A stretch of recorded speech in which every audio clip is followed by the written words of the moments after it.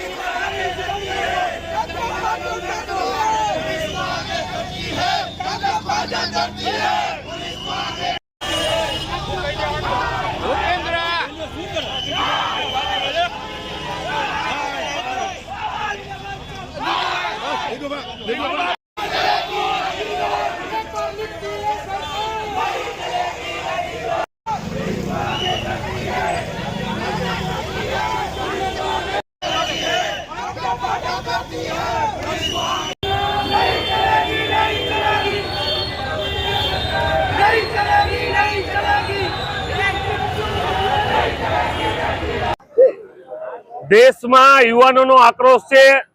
देशना वडाप्रधाने 2 करोड़ रोजगारी देवाना वायदा कर्या हता, पण आज तमे जोवो छो तेम बकालू वेचातुं होय एम पेपर वेचाय छे। देश में पेपर फूटे छे। अनेक परीक्षाओं रद्द थई, अनेक परीक्षाना पेपर फूटा थया।